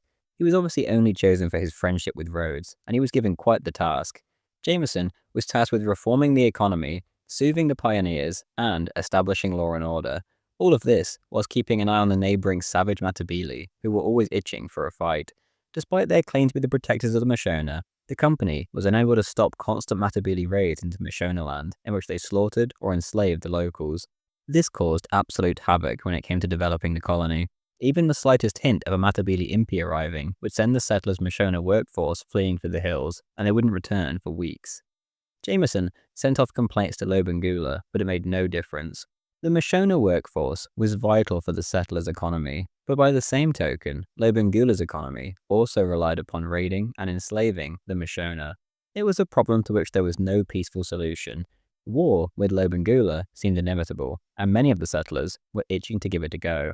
Jameson whilst also recognizing the inevitability, was in no rush. Quote, "From a financial point of view, it would throw the country back till God knows when," end quote. Regardless, for now, he saw no imminent danger. He declared in late 1892, quote, "We are on the most friendly terms with Lobengula. I have not the least fear of any trouble in the future from Lobengula," end quote. This, however, was out of Jameson's hands. In June 1893, a Mashona clan stole some cattle from some tributaries of Lobengula. As expected, Lobengula sent an impi across the vague border after them. Here, the impi was intercepted by a certain Captain Lendy and ordered to return to Matabeleland. Lobengula was left humiliated and decided to double down and sent a far larger force of 3,500 men to reclaim his cattle and avenge the insult. The impi was ordered not to bring back captives, but to, quote, "sweep them off the face of the earth," end quote. Letters were dictated and sent to Jameson and Lendy, explaining the reasoning for the raid and promising that no whites would be harmed. These, however, did not arrive until after the attack. The impi marched into Mashonaland and caused panic amongst blacks and whites alike, which caused a stampede to descend upon Fort Victoria as both races sought shelter. Despite Lobengula's instructions, a number of farms and mission stations were surrounded and had their property destroyed and cattle seized. The Mashona labourers were slaughtered in front of their terrified white employers. As the horde reached Fort Victoria, they demanded that all of the Shona refugees be handed over. Out of courtesy, they said, they would make sure to execute the Mashona down in the bush away from the river so as not to pollute the water. This request was refused by Captain Lendy, and he sent for Jameson, who arrived on the 17th of July. Here, Jameson took his stand. If the Matabele did not back off within an hour, then they would be driven out by force. Jameson remarked, quote, "I intend to treat them like dogs and order the whole impi out of the country. Then, if they do not go, send Lendy out with 50 mounted men to fire into them," end quote. Lendy duly followed the blacks as they withdrew, and upon discovering that the Matabele had plundered and burnt down 2 Mashona kraals en route, he launched an attack in which 10 warriors were killed. There was no resistance. The impi fled for their lives. Upon finding out about this so-called Victoria incident, Jameson telegraphed Rhodes, who wired back, quote, "Read Luke 14:31, end quote. This passage of the Bible reads, quote, "Or what king, going to make war against another king, sitteth not down first, and consulteth whether he be able with 10,000 to meet him that cometh against him with 20,000, end quote. Sanctioned by Holy Writ, the preparations for war went ahead, and there was no difficulty in raising volunteers. An agreement was signed on the 14th of August, which promised that recruits would be rewarded with a 6,000-acre farm, 20 gold claims, and a share of the looted cattle. Rhodes personally agreed to meet any additional expenses by selling 50,000 chartered shares. 2 months later, the invasion began. The war, which falls more in the scope of my Rhodesia video than my Rhodes video, was hardly a war at all. Jameson moved out in the middle of October, and by the 4th of November, the white man was standing in Lobengula's ruined and deserted capital. It had been a complete walkover, and the savages were no match for the Maxim gun at both Shangani and Bembezi. Rhodes had by now set off for his colony, and Lobengula was fleeing north, pursued every step of the way by Alan Wilson, Frederick Burnham, and their boys. A small column led by Wilson was eventually surrounded, and they went down fighting while singing God Save the Queen. This small victory, however, could not change the course of the war. Lobengula died shortly afterwards, many said of a broken heart. On the 19th of December, Cecil Rhodes addressed his disbanded troops at Bulawayo, and the European settlement of the former Matabele capital then began. The natives were shunted into outlying, badly watered lands and left to get on with their lives, whilst the settlers set about bringing civilization. Rhodes was not against native involvement, of course, but there was a clear case of conqueror and conquered. Quote, "If any of them show intelligence or capacity to acquire property of their own, they certainly should not be barred from doing so. But then, I think they should be treated as ordinary citizens," end quote. Matabeleland was not to be the only conquest of Rhodes's during these years. He attempted to annex Bechuanaland from the imperial government, but to no avail. Afterwards, he raged, quote, "It is humiliating to be utterly beaten by these N-words. They think more of one native at home than the whole of South Africa," end quote. He also offered to administer Uganda, but this, too, was denied. Elsewhere, he had more luck. Pondoland, a tribal territory which had long caused trouble for the Cape, was finally annexed as the local chief signed the deed of submission on the 17th of March, 1894. Rhodes paid a hasty visit to the territory 3 weeks later. It was later that same year that Rhodes paid another lightning visit to his promised land of Rhodesia. Dr. Harris, the secretary of the chartered company, did not have much positive to say of the colony. Accompanying Rhodes was John Hayes Hammond, a highly respected American mining expert. If, Harris said, quote, "We have to depend on Hammond's geological report to raise money for this country, I do not think the outlook is encouraging. For, if he cannot say anything stronger than that, I have not much hope for the future of the chartered company." End quote. Hammond's advice was indeed elsewhere too. He had come to know most of the Outlander, or rather non-Boer European population of the Transvaal. There had been heavy restrictions placed upon their mining activities, despite their ever-growing population, as they flooded in to exploit the Witwatersrand gold mine. Hammond said to Rhodes, quote, "Unless a radical change is made, there will be a rising of the people in Johannesburg." End quote. It's unclear whether this was the first time Rhodes had entertained getting involved in a Transvaal coup, but regardless, it certainly sent him further down that path.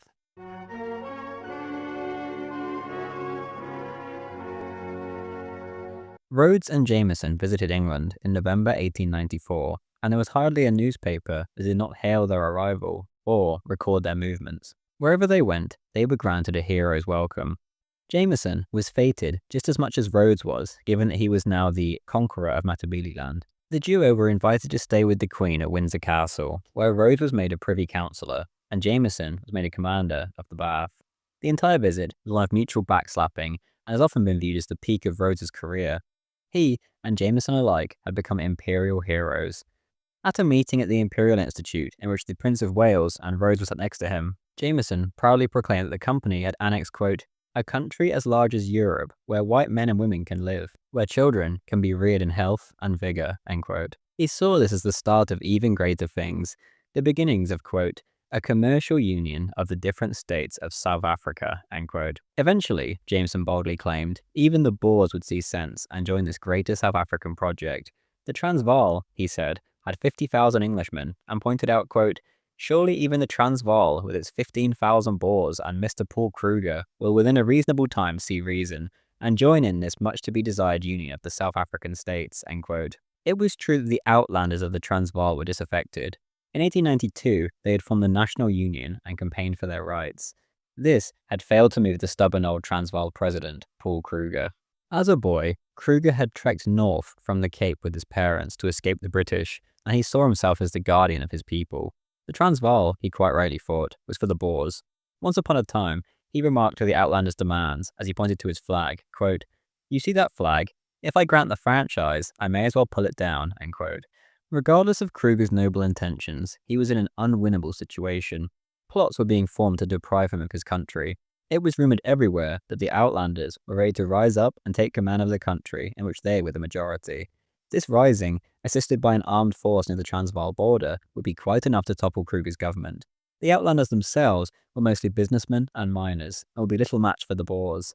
The armed force, then, was vital. This, at least, was the plot that was coming to fruition. Plans were being made in the other direction too. Paul Kruger had attended a banquet in Pretoria in honor of the Kaiser's birthday, and the old president made a speech. He spoke highly of his visit to the Kaiser once upon a time, and then praised the loyalty of his German subjects before going on, quote, "I know I may count on the Germans in future. I feel certain that when the time comes for the Republic to wear larger clothes, you will have done much to bring it about. The time is coming for our friendship to be more firmly established than ever." End quote. When Rhodes heard about this, the implications were not lost on him. The last thing he wanted was the Germans sniffing around and ruining his grand plans. In June 1895, the Liberal government fell, and Joseph Chamberlain became Colonial Secretary. This gave Rhodes renewed hope, and he once more requested that Bechuanaland be transferred to him. This was vital if his men were to have a jumping-off point, and so off went Dr. Harris as Rhodes's negotiator. The excuse given was that the Cape and Rhodesian railways should be linked up, but Chamberlain and Harris's talks went much further than that. There is little doubt that Chamberlain himself knew about the plot and was encouraging it. Bechuanaland wasn't transferred, but Chamberlain did agree to cede a strip of land which flanked the Transvaal border. This, on paper of course, was just for the railway line. Shortly afterwards, the company was authorized to, quote, "appoint and control a force sufficient to maintain peace, order and good government in the territory." End quote. The resident commissioner was to be Dr. Jameson. Soon enough, the plan seemed to be ready. Jameson had been busy, and a rising in Johannesburg had been planned for the end of December. Jameson had been given an undated letter calling for him to rescue the, quote, "thousands of unarmed men, women and children of our race at the mercy of well-armed Boers." End quote. At the appropriate time, he was to date the letter and march into the Transvaal. As the day of the rising approached, however, the Outlanders began to get cold feet. The rifles they had been given fell short of what was expected.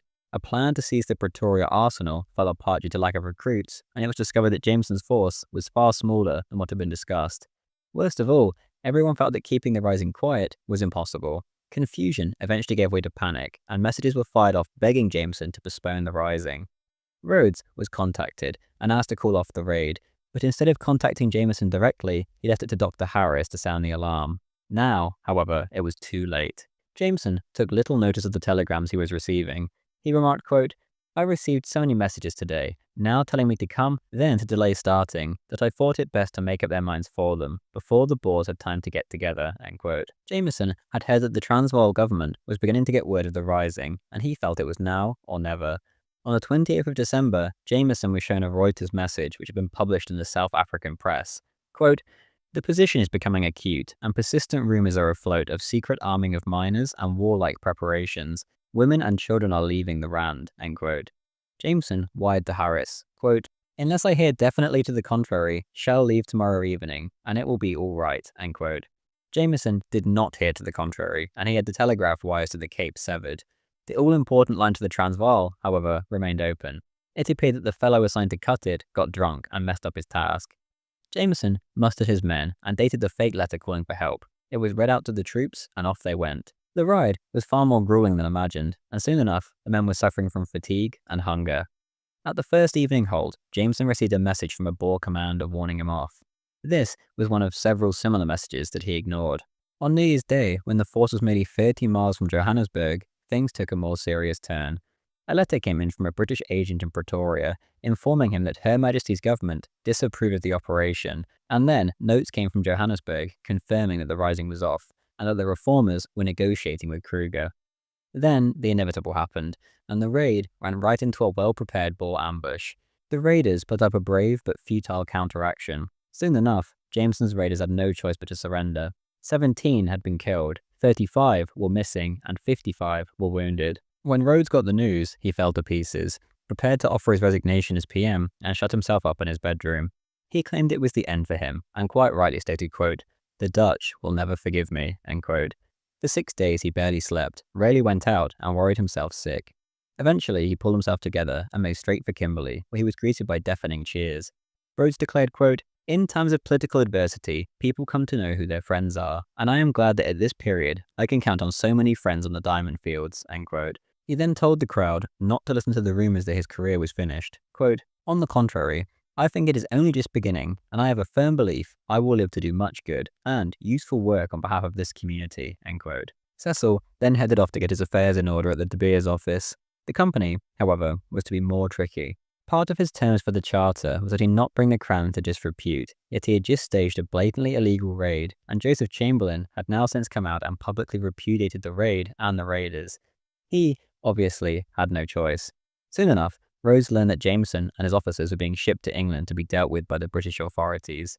On the 15th of January, 1896, Rhodes set off to join them. He was absolutely determined to resolve the situation and hold on to his company. Later in April, Rhodes would end up paying for the release of many of the leading raiders and members of the Reform Committee, one of whom was his own brother. Frank Rhodes and 3 of his companions had been sentenced to death, but for £25,000 each, their freedom was secured. Later, Rhodes and Alfred Beit would estimate that the raid had cost them nearly £400,000 each. Upon arrival in England, Rhodes fully expected a show of public support. The Kaiser had actually helped in this regard. He had rushed to telegraph President Kruger and congratulated him on maintaining his independence against armed bands, as he put it. This so incensed the British public, and instead of condemning the raiders, they actually rallied in support of Rhodes even harder. Some years later, Rhodes was to thank the Kaiser for this intervention. Quote, "I was a naughty boy, and you tried to whip me. Now, my people were quite ready to whip me for being a naughty boy, but you did it. They said, no, if this is anybody's business, it is ours. The result was that your Majesty got yourself very much disliked by the English people, and I never got whipped at all," end quote. Once Rhodes stepped off the train at Paddington, he was immediately reassured. Quote, "I found all the busmen smiling at me when I came to London, and then I knew it was all right," end quote. Rhodes eventually went off to meet Chamberlain, and together they sought to find a way out of this messy situation. Most importantly, Rhodes was quite happy to cover for Chamberlain. Lord Selborne, Chamberlain's secretary, later said that the discussion was, quote, most satisfactory and that Rhodes had shown a great deal of common sense, end quote. Rhodes, for his part, returned to his hotel in high spirits regarding the future of his company. After a meeting with the London directors, he was back off to Africa. After going via Italy, Rhodes arrived in Berea, Mozambique, on the 20th of March. His arrival could not have been better timed.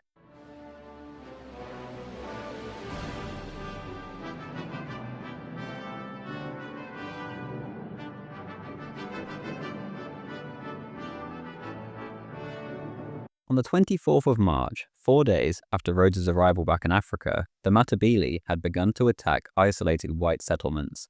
Women and children were not spared, and in fact were specifically targeted in the most gruesome possible ways.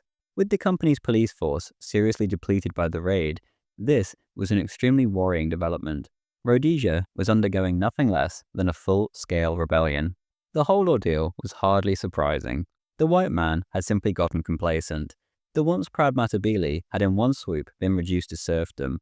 Any land that was worth anything was parceled up immediately, especially to the upper classes.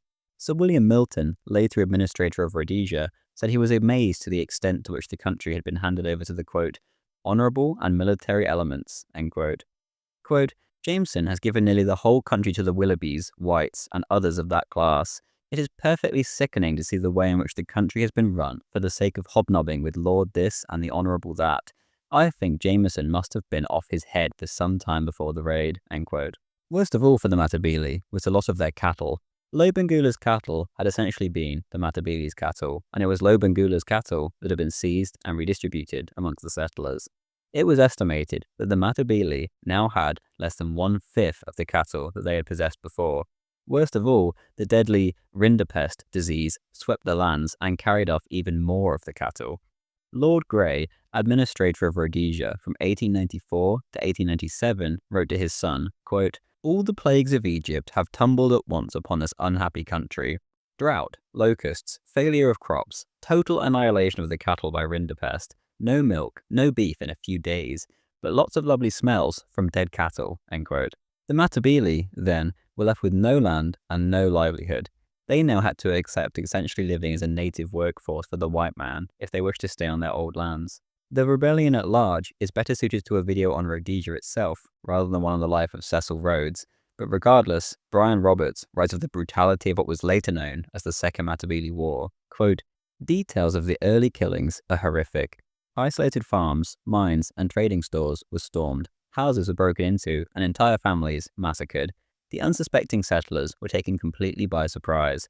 At one farmhouse, the occupants were just about to sit down to their midday meal when a party of Matabele burst in and battered them to death. The only survivor was a 7-year-old girl who fled to a nearby river where she was discovered a few days later by some Matabele women who smashed her head with a stone. A native commissioner was seated at his desk writing a letter when he was stabbed in the back. Fred Salu later saw the remains of the Forey family. The father and 3 children were missing, and bodies of a woman and 3 other children, clubbed to death with knobkerries and axes, had been savaged by dogs or jackals. But, he says, the long fair hair of the young Dutch girls was still intact, and it is needless to say that the blood-stained tresses awoke the most bitter wrath in the hearts of all those who looked upon them, Englishmen, Dutchmen alike, vowing a pitiless vengeance against the whole Matabele race, end quote. Rhodes himself was on his way to Salisbury when news of the uprising reached him. He was struck down with a fever, but once he began to recover, he insisted on joining the relief column that was on its way from Salisbury to Bulawayo. Rhodes, despite not naturally being a brave man, insisted on being at the forefront of this dangerous march. He, like Hitler and Napoleon, trusted in Providence that this would not be his end. One of his companions recalled, quote, he quite thinks that he was not intended to be killed by a damned N-word. He is also a great fatalist, end quote.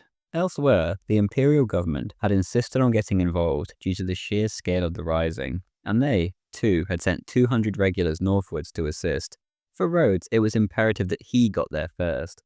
Rhodes, like the settlers themselves, was filled with a violent bloodlust as he headed north. He was absolutely convinced that the Matabele had to be taught a lesson. He ordered that even those who surrendered should be shot. Quote, you should kill all you can. It serves as a lesson to them when they talk things over at night. They count up the killed and say, so-and-so is dead, and so-and-so is no longer here, and they begin to fear you, end quote. On the 1st of June, Rhodes's column reached Bulawayo, which was still under siege, but was no longer in such imminent danger. The Matabele had wasted their opportunity to swamp the town with their sheer numbers, and had allowed the defenders to get organized. This did not mean things were easy. The inhabitants of Bulawayo had undergone horrifying suffering. Frederick Burnham, for example, had lost his beloved baby girl, and was absolutely consumed by the need for revenge. Everyone had lost someone. The mere sight of Rhodes was enough to send morale sky high. Everyone knew the tables had now turned. J.G. MacDonald wrote, quote, "No one ever received a greater welcome. The settlers, who were all lagered up in the market square, felt as if their troubles were at an end, men and women united in cheering themselves hoarse, and an air of cheerfulness at once took the place of the depressed that had affected everyone for many weeks. Now that Rhodes is here, everything will be all right," was heard on every side, end quote. In Bulawayo, Rhodes spoke to his people, quote, "The population could not always remain purely native. This country will be the abode of a white race. If I am allowed to remain and work with you, I look in the future for the charter to lapse and for you to become a self-governing body, and that, as speedily as possible, become another state in South Africa, and it will be my duty to think out the plan by which that self-governing state may be created, with the greatest advantage to yourselves. But as to Transvaal or Cape Absorption, that is impossible," end quote. Of the lands above the Zambezi, he said, quote, "The country north of that river you must look upon as your own," end quote. On the 6th of June, a clash took place just outside of the town, and the Matabele were absolutely trounced and scattered off towards the Matopo Hills. The settlers had certainly got their revenge. Burnham, for example, wandered around the battlefield, executing any injured Matabele he could find. On the 3rd week of June, the Mashona decided to join the rising. Given recent history, of course, this was the most absurd betrayal possible. In a matter of days, 120 white men, women, and children had been slaughtered. To Rhodes, however, this was seen as a sideshow. He wanted to solve the Matabele problem here and now. His bloodlust had now since turned into something else. Most of all, Rhodes wanted peace. Flushing the Matabele out of the Matopos was never going to be an easy task, and something approaching a stalemate was being reached. Getting even more men involved would cost Rhodes a lot of time and money that he simply wasn't prepared to spend. Worst of all, if events dragged out, then he might well lose the company. Ending this whole ordeal would require something a lot more dramatic. A patrol at one point picked up an old woman in one of the deserted kraals. This turned out to be a widow of Mzilikazi, the founder of the Matabele. One of her sons, Nyanda, was one of the rebel leaders. After a lot of persuasion, she agreed to act as a go-between. She was carried back to her kraal and given a white flag. The rebels, she was told, were to wave this flag if they wanted peace. 2 or 3 days later, the flag was seen fluttering in the distant hills, and Rhodes took it as the signal he had been waiting for. He sent 4 Africans to go and talk to the rebels, which led to protracted and tentative talks. It was agreed, however, that Rhodes himself would meet the rebel Indunas on the 21st of August. Rhodes could only bring a few men, and this brought obvious risks, given that he and his companions would be entirely at the rebels' mercy. Regardless, he was willing to chance it. Quote, "We must risk it. I believe they mean well," end quote. After a nervous trek, Rhodes and his men eventually reached the Matabele procession.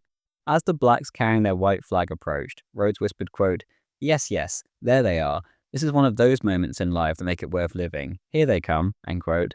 The blacks then laid out their grievances. Quote, "You came, you conquered. The strongest takes the land. We accepted your rule. We lived under you, but not as dogs. If we are to be dogs, it is better to be dead. Children of the stars can never be dogs," end quote. Rhodes listened and understood. He acknowledged the wrongs which the Matabele had suffered and promised them that things would change.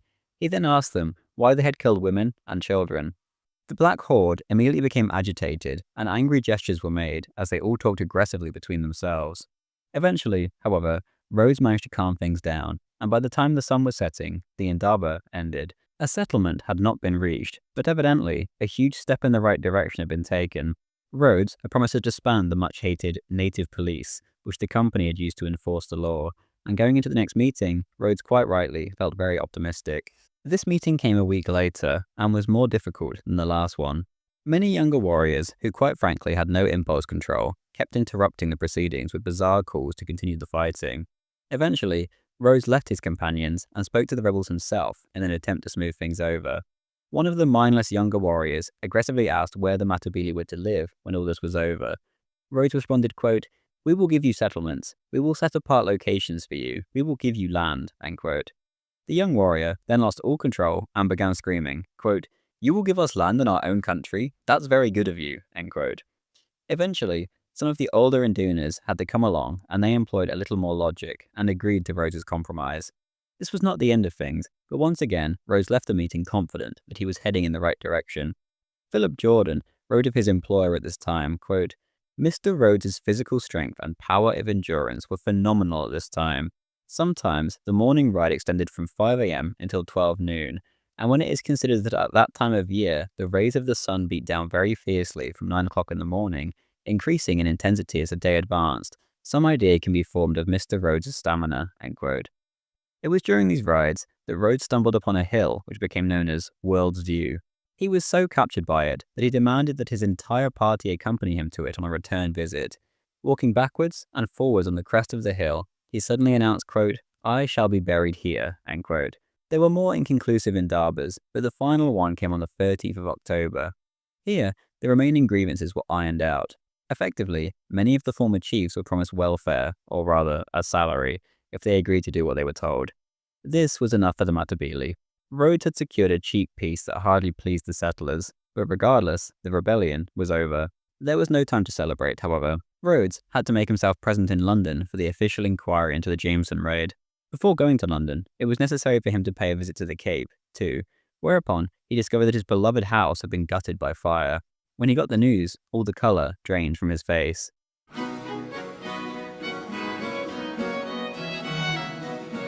Rhodes returned from Rhodesia by sea via Durban and Port Elizabeth before finally making his way to the Cape.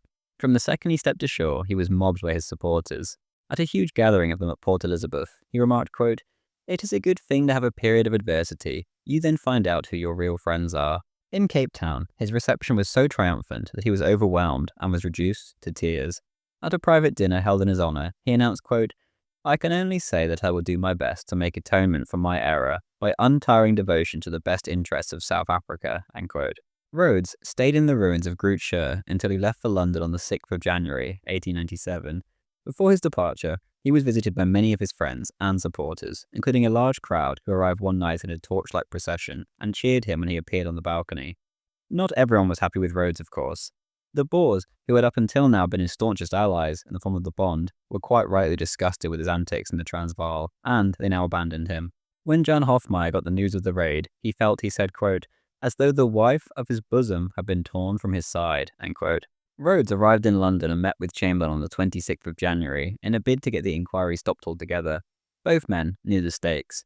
Rhodes had the telegrams to prove Chamberlain's guilt in the raid. Chamberlain had the power to revoke Rhodes's charter. Rhodes, though, had met his match. He was forced to give way.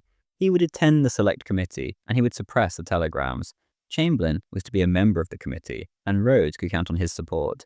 Chamberlain, in return, promised to retain the charter. The committee held its first public session on the 16th of February in Westminster Hall.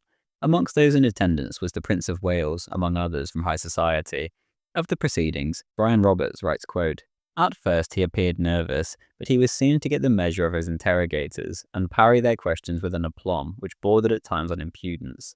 His supporters were delighted with his performance." Rhodes attended the hearings twice a week for 3 weeks. The committee sat all day, and during the lunchtime sessions, Rhodes faced his examiners sipping a glass of porter and chewing a sandwich. It made a good impression. He looked anything but a guilty man cornered by his opponents. In answering questions, he showed no signs of contrition. He freely admitted his responsibility for the raid, but went on to lecture the committee on the conditions in South Africa that had led up to it. Playing on the patriotism of his wider audience, there were 33 press representatives present.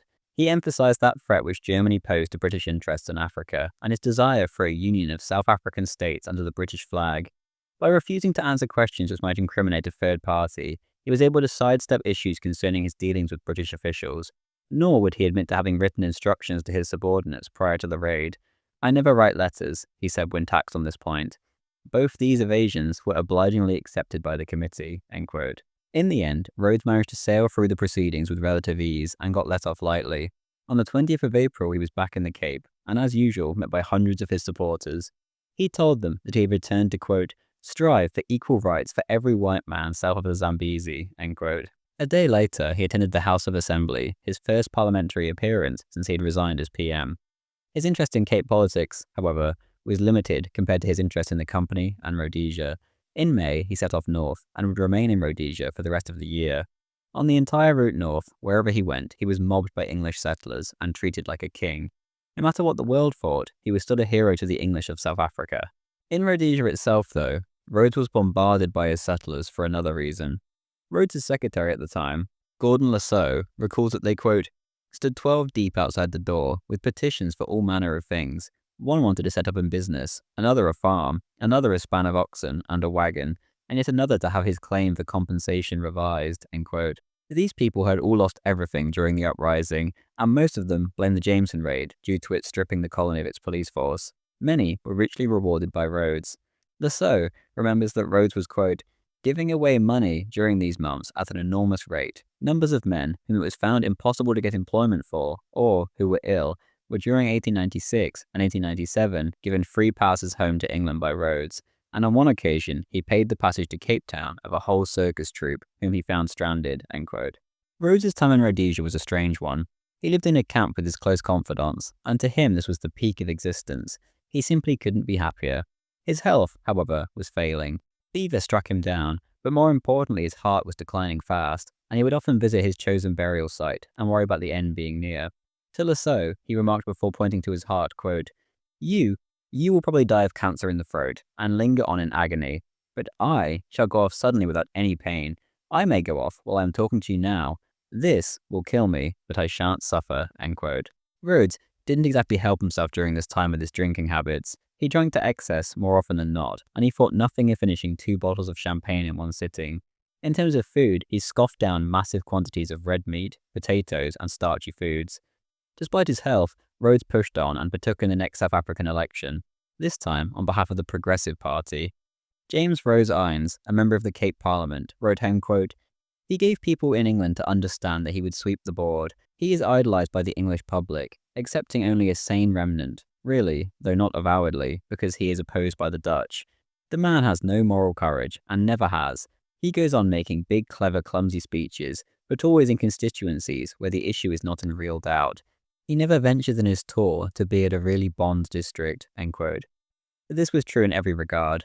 Rhodes's friends were apprehensive that he would even win his usual seat in Berkeley West, so he also ran in Namicaland West. In the end, Rhodes did win his usual seat, but his party was easily bested. The Progressives polled heavily in the towns, but their opponents won the countryside. Despite all this, Rhodes would continue to represent Berkeley West for the rest of his life.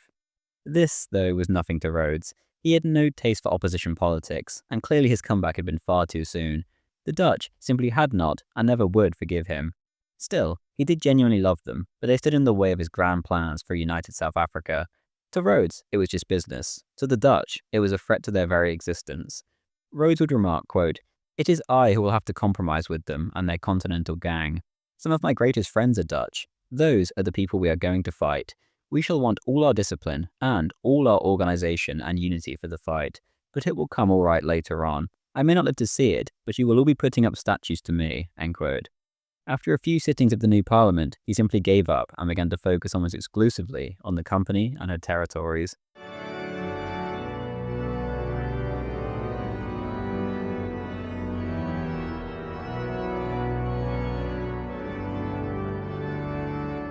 Cecil Rhodes arrived back in England in January 1899 to continue negotiations regarding the extension of the railway into Rhodesia.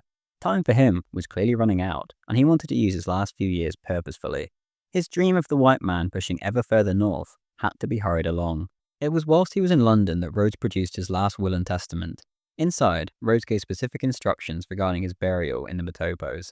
He bequeathed his English estates to his family and his Rhodesian estates to the Rhodesians themselves. Groote Schuur was to be retained as a park for the people until South Africa was united. Then it would become a residence for future prime ministers. £100,000 was left to Oriel College, Oxford. Rhodes then moved on to his idea regarding scholarships. Essentially, 60 scholarships were to be awarded annually to suitably qualified students, drawn from the various portions of the British Empire. A further 2 could be chosen from the United States of America. To qualify for a scholarship, a student had to meet certain requirements.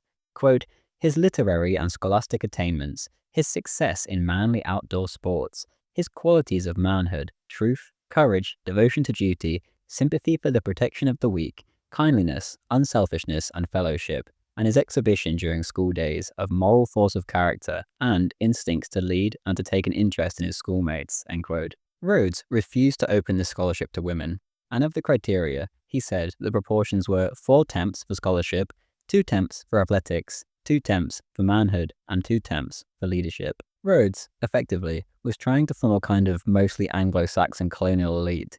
He did especially envision the Dutch playing a part too in South Africa, and he reserved a scholarship for an Afrikaner university.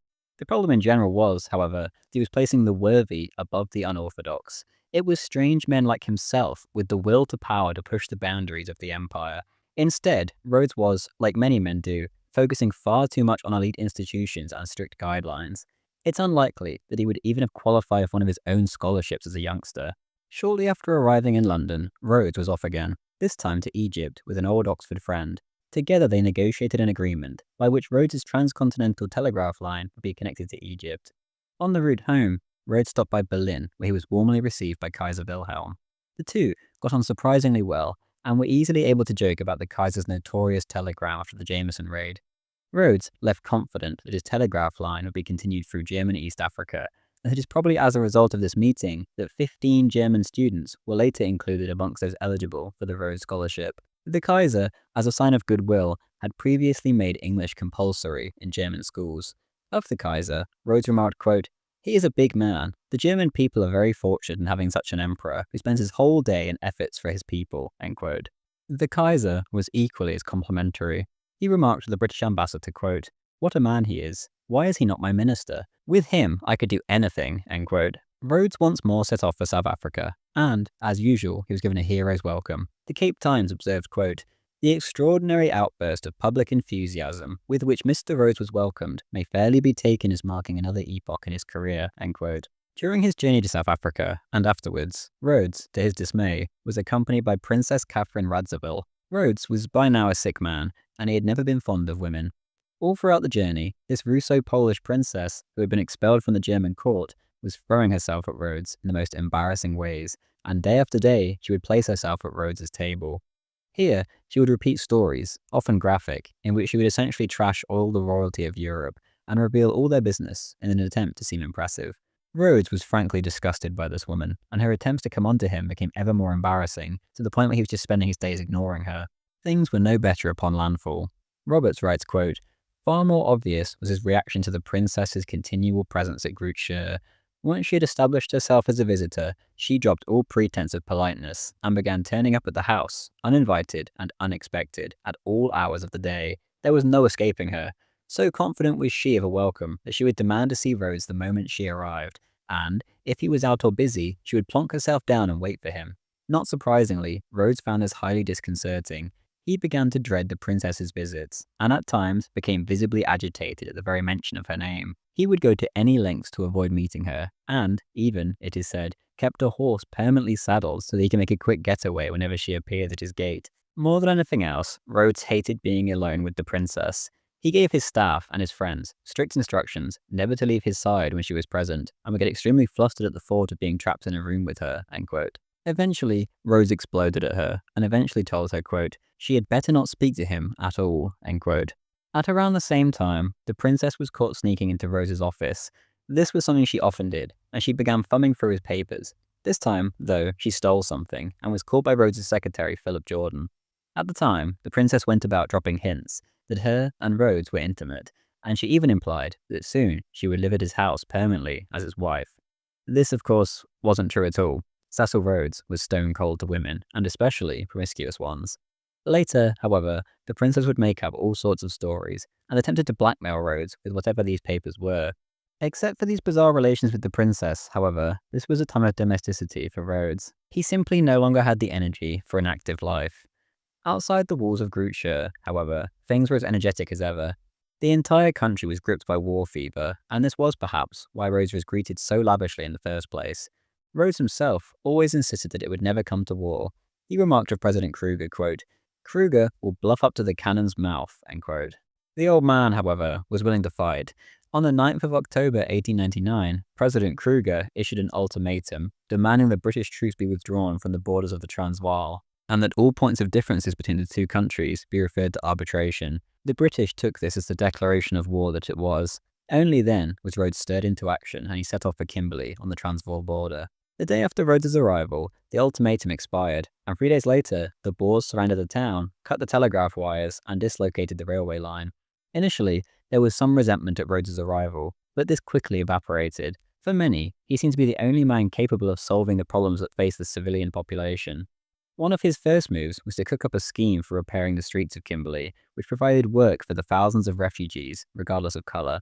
He also handed over a hoard of weapons which had been hidden in the town for the Jameson raid. During the siege, he was always there, encouraging those who were wavering or listening to their complaints.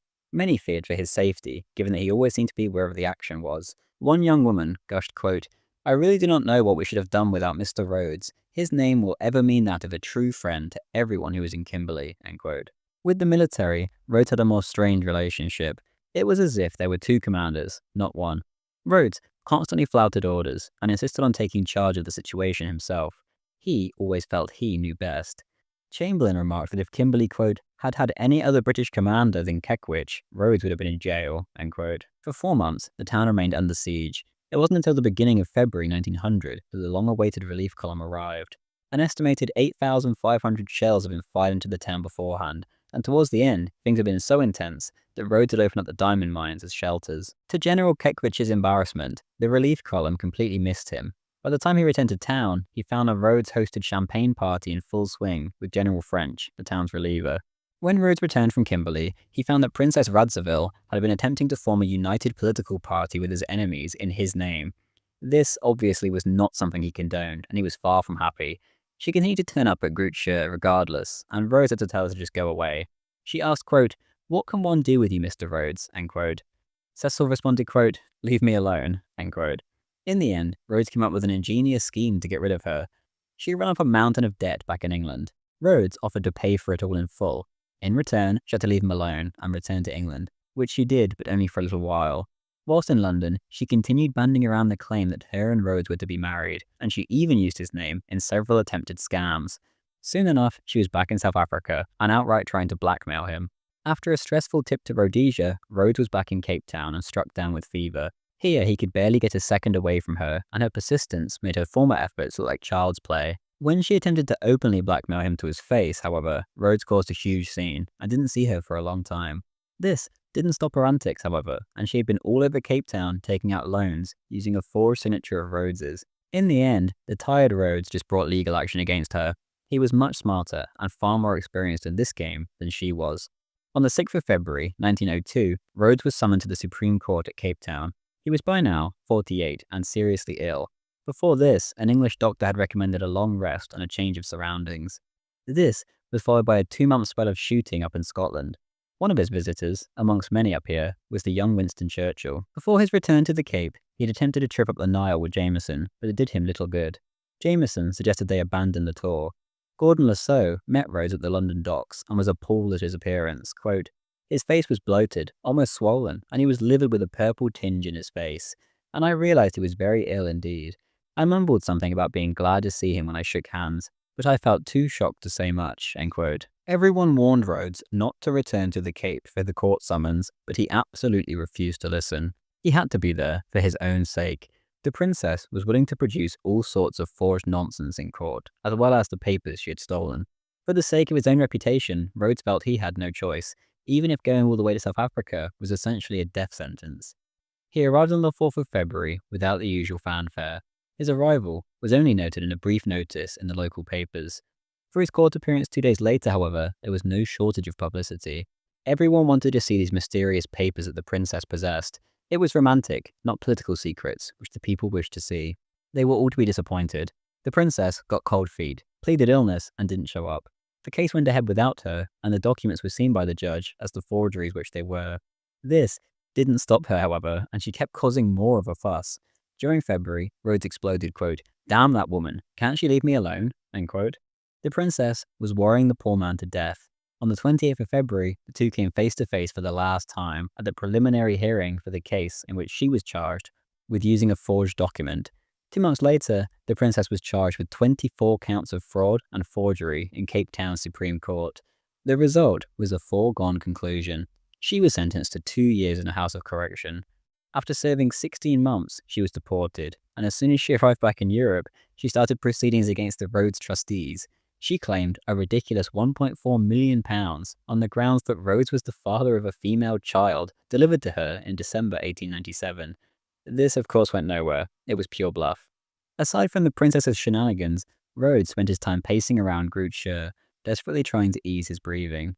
He could often be seen stretched out on a couch in a darkened room with his shirt unbuttoned and his chest heaving. As the weeks passed, he grew worse and worse. Dr. Edmund Stevenson, who attended to him every evening, recalled that Rhodes was, quote, unable to leave his bed, and owing to him being unable to breathe when lying down, a contrivance was made which kept him suspended. Then, to help the breathing, a double ceiling was made, into which oxygen gas was pumped, end quote. Rhodes could only lay there panting and sweating until his face turned purple, as his friends took it in turns to sit with him. Things soon took a turn for the worst. For the last 3 days of his life, Cecil Rhodes was barely conscious. Friends came and went, but he hardly stirred and was oblivious to what was going on around him. The end came at 5:57 p.m. on the 26th of March, as he was surrounded by his closest friends. Jameson was given the task of going out later that evening and announcing Rhodes's death to the crowd, which had formed outside. Many had waited for days on end, hoping that he would recover, or to see his last hours. Despite all that had happened, he was loved and adored by his people. The road outside had been absolutely thronged with people. To this crowd, Jameson read out Rhodes's last coherent words, quote, so little done, so much to do, end quote. Rhodes's body was placed in a coffin of Rhodesian teak and taken to Groot Schuur. For the next 2 days, messages of sympathy, tributes, and wreaths flooded in from all across the world. All across the Cape, flags were flown at half-mast, and the never-ending stream of teary-eyed people filed past the coffin in respectful silence.